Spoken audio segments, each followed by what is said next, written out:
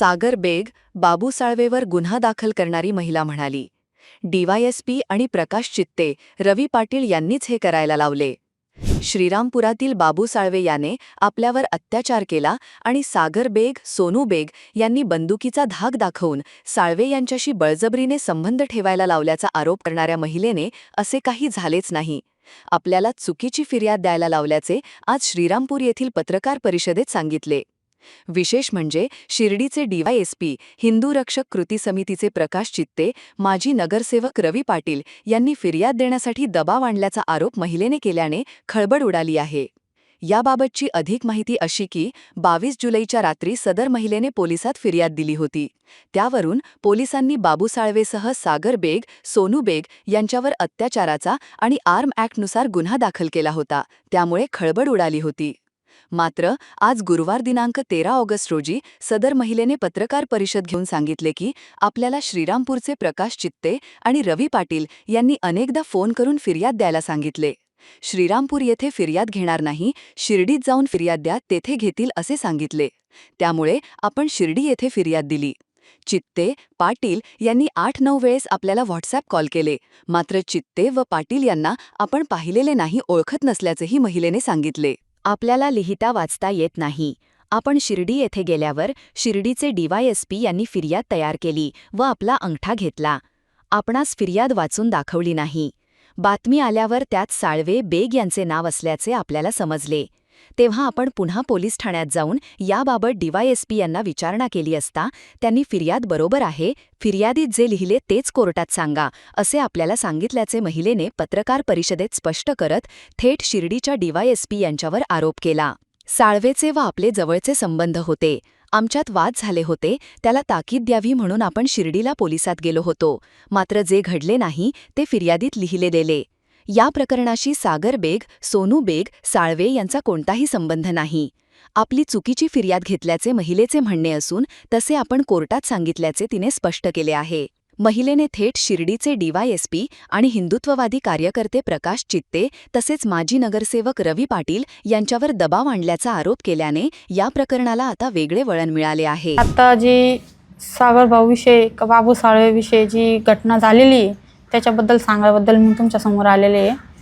मला म्हणतो 21 तारखेला मला कॉल आला. आमचे पहिले भांडणं, घरचे इश्यू झाले थोडेसे, बाबू साळवेचे माझे ते मिटले होते. पण जे आता हे मध्ये वातावरण श्रीरामपूरचं झालं तर मला प्रकाश चित्तेचा, रवी पाटलाचा फोन आला मला व्हॉट्सअप कॉल का आम्ही असं व्यक्ती बोलतोय म्हणे. म्हणलं तुम्ही कोण? तर म्हणे त्यांनी नाव वगैरे सांगितलं मला. म्हणे ताई तू घाबरू नको म्हणे, आमच्याशी मोकळं बोल म्हणे. म्हणलं बोला. तर मग मी त्यांच्याशी बोलले. ते म्हणले काय पाय आता असं प्रकरण श्रीरामपूरचं घडतंय म्हणे, तुझे पण पहिले भांडणं झालेले, तुझ्या मागं 2 लेकरं आहे, तुझा डिवोर्स झालेला आहे, तुझ्या मागं कोण नाही आहे. नंतर हे तुला टेन्शन होईन, तुला भीती होईन, तू फक्त एवढं एक फिर्याद एवढं कर म्हणे का हे आमच्यापर्यंत आले नाही पाहिजे.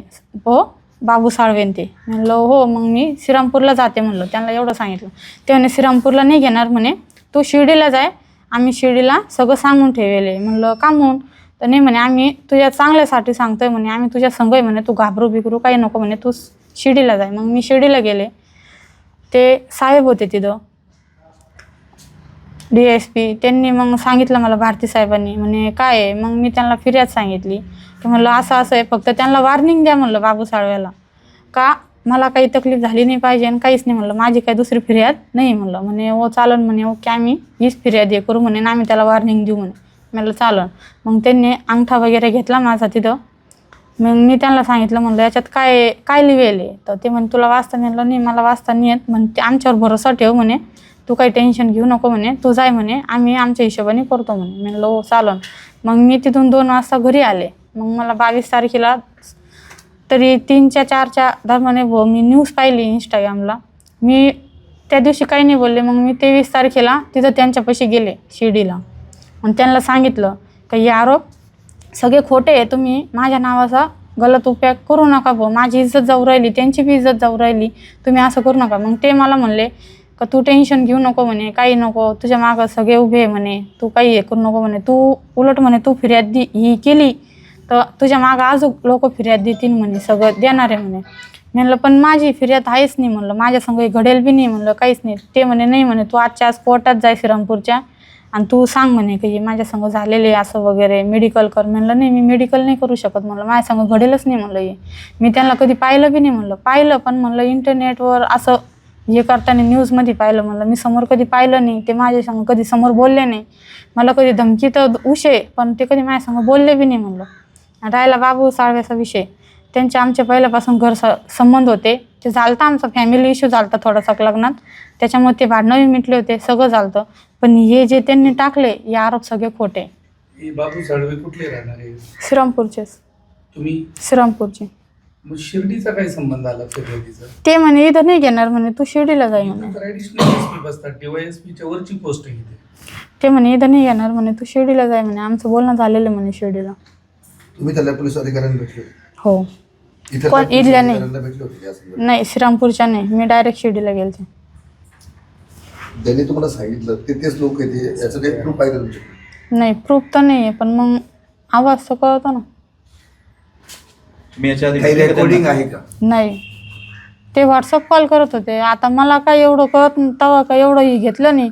मला थोडी माहीत होतं की ते असं करतीन भाऊ, माझा गैरफायदा उचलतीन भाऊ, मा नावाचा का माझा याचा. त्याच्यामुळे मला काय माहीत नव्हतं नाही एवढं.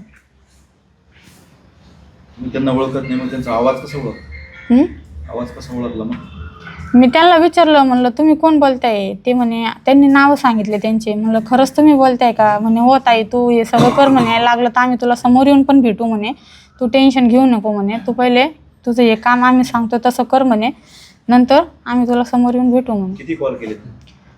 फार केले असं तर 10-12 कॉल. जवळ मी कंप्लेंट नाही तर दाखल करीत नाही तवर त्यांचे कॉल येत होते मला. तरी 10-12 कॉल झाले असं. 19 तारखेला रात्री दाखल झालं ना? हो. त्याच्या अगोदर किती दिवस तू म्हणते फोन करत होते? त्याच दिवशी सकाळी कॉल आलता त्यांचा मला. ते एकच दिवस हो सलग हो. 10 वेळेस. तक्रार दाखल केल्यावर तुम्ही बातमी पाहिली, बातमी पाहिल्यानंतर तुम्ही परत पोलीस स्टेशनला गेला. हो. त्या दिवशी काय घडलं?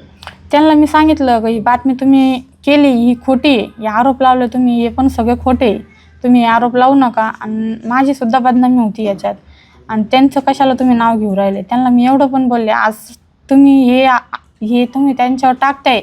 आज मी पण हिंदू आहे, आज त्यांनी हिंदू मुलीसाठी काय नाही केलेलं आहे, सगळ्यांना माहिती आहे त्यांनी काय काय केलेलं आहे म्हणून. आज तुम्ही त्यांच्यावर आरोप खोटे लावते, त्यांची किती इज्जत जाऊ राहील. ते म्हणे तू त्याचं नको बाकीचं हे करू म्हणे, आम्ही जसं बोलते तसं तू कोर्टात सांग.